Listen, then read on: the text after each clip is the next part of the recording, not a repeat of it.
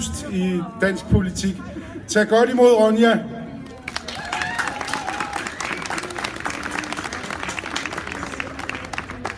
Jeg er ikke lige så høj, jeg tager den lige lidt ned. Tusind tak, fordi I er kommet i dag, og fordi jeg må tale for jer, selvom at vejret er lidt omskifteligt.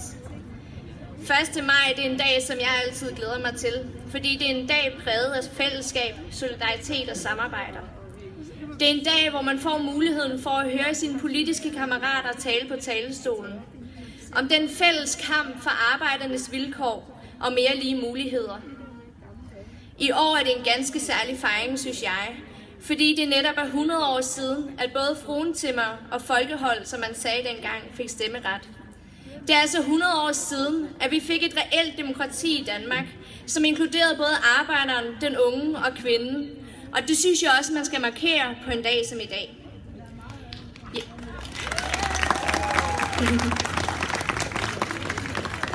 Jeg er netop kommet hjem fra en længere rejse i Sydøstasien, og der var jeg ude og besøge forskellige arbejdspladser. Blandt andet var jeg ude på en sukkerrørsplantage, hvor jeg talte med en gammel mand. Han arbejdede 9 timer om dagen, 6 dage om ugen, og hans job bestod i at fælde sukkerrørene med en le og samle dem i store bunker. For det arbejde, der fik han $7-10 om dagen. Lønnen den afhang dog af, hvor hurtigt han arbejdede, og hvad farmeren kunne få for rørene, når han solgte dem på markedet. Jeg var også ude at besøge en fabrik, hvor arbejderens opgave var at pille nøden ud af skallen. De kvinder, som arbejdede her, de kunne lave 40-50 kilo om dagen, og per kilo fik de 3 kroner. Der var altså hverken noget, der hed arbejdsmiljø eller fagforeninger. Og når jeg så de her arbejdspladser og mødte de mennesker, der arbejdede der, så priste jeg mig lykkelig for, at jeg er født i et land som Danmark.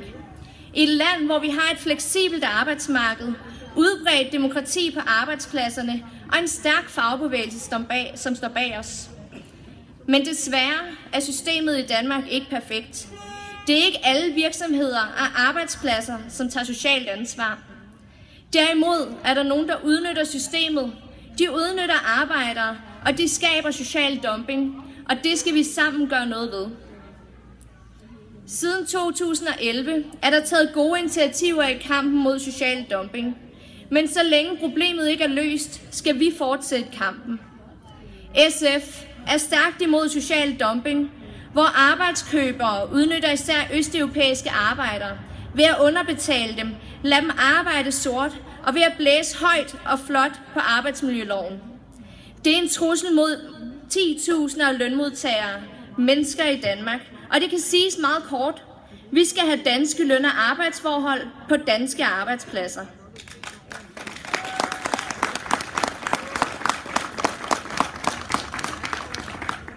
Jeg har flere venner og veninder, som arbejder inden for cafémiljøet.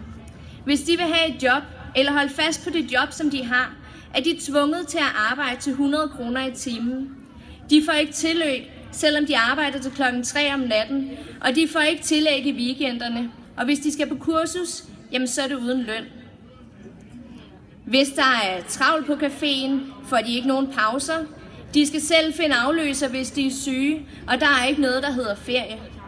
Sådan nogle arbejdsforhold er skabt af social dumping, og det skal vi, og det må vi ikke acceptere.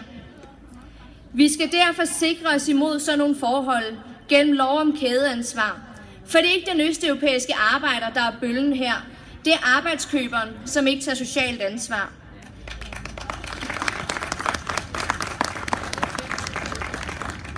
Gennem kædeansvar, der sikrer vi, at en hovedentreprenør skal hæfte, hvis hans underentreprenør for eksempel ikke betaler ordentlig løn, snyder med skat eller ser stort på arbejdsmiljøet. For vi skal gøre op med social dumping. Når man snakker om arbejdsmarkedspolitik, så handler det ikke blot om dem, som allerede er på arbejdsmarkedet. Det handler også om dem, som kæmper for at blive en del af det. 13.000 mænd og kvinder i Danmark mangler en læreplads. Det er altså 13.000 uddannelsesdrømme, som er sat på hold. Derfor skal vi stille krav til virksomhederne om at ansætte lærlinge, når de arbejder for staten, og samtidig skal vi belønne de virksomheder, som rent faktisk ansætter lærlinge. Vi skal sikre gode skolepraktikker, som uddanner dygtige og selvstændige elever, og som fungerer som et springbræt for at komme ud i en virksomhed. Det skal være et midlertidigt tilbud. Det skal ikke være et alternativ til en læreplads. Jeg selv blev student på Slagelse Gymnasie i sommers, og jeg var vild med at gå på gymnasiet. Jeg har altid godt kunne lide at fordybe mig, jeg har altid været lidt nørdet, og jeg kunne godt lide bøger. Men det er ikke alle unge mennesker, der er lige så glade for bøger, som jeg er. Og derfor så er det heldigt, at vi har et bredt udvalg af ungdomsuddannelser. Men når man starter på en uddannelse, skal det også være muligt at gøre den færdig. Jeg ved ikke, hvad jeg havde gjort, hvis jeg havde fået at vide, at jeg ikke kunne starte i 3.G. Og det samme gælder for en elev på en erhvervsuddannelse. De starter på et grundforløb, men har ikke muligheden for at stå med det endelige bevis. Det er et dilemma, som ingen unge skal stå i. Et er, at man skal have lov at gøre sin uddannelse færdig, men man skal også have muligheden for overhovedet at starte. Forhandlingerne om et nyt gymnasieforlig er netop brudt sammen på grund af store uenigheder om karakterkrav. Hvis højrefløjen får gennemført sit krav om mindst 4, og 7, hvis det står til Dansk Folkeparti, så vil det betyde, at 5.000 arbejderbørn ikke vil kunne starte på gymnasiet om året. Det vil samtidig betyde, at 6 ud af 10 studenter aldrig ville kunne have været mønsterbrydere. Hvis Dansk Folkeparti kommer igennem med deres ønske om karakteren 7, så vil det ikke bare udelukke størstedelen af arbejderbørn og indvandrere på gymnasier i Danmark. Det vil også give massive gymnasielukninger i udkantsområderne, heriblandt også Vestjylland. Vi skal altså gøre op med uddannelsessnobberi og klassekamp i uddannelsessystemet, for alle skal have muligheden for at uddanne sig i Danmark.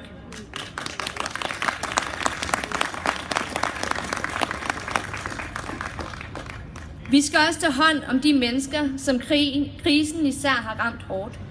Nemlig alle de mennesker, som har mistet deres job og nu modtager dagpenge. Og der skal ikke herske nogen tvivl om SF's rolle her. Vi vil have et retfærdigt dagpengesystem, og vi vil have det nu. VK-regeringen har sammen med Dansk Folkeparti i 2010 lavet en fuldstændig urimelig forringelse af muligheden for at få dagpenge, da genoptjeningskravet blev øget fra 6 til 12 måneders fuldtidsarbejde. Genoptjeningsperioden den skal ned på 6 måneder igen, og samtidig skal dagpengeperioden forlænges til 3 år. Og det skal altså være muligt at tage sæsonarbejde, uden at man havner nederst i systemet igen. Ellers risikerer vi både, at den arbejdsløses tilknytning til arbejdsmarkedet bliver sværere, og at flere tusind mennesker rammes økonomisk så hårdt, at de må gå fra hus og hjem. Det skal vi, og det må vi ikke acceptere i Danmark.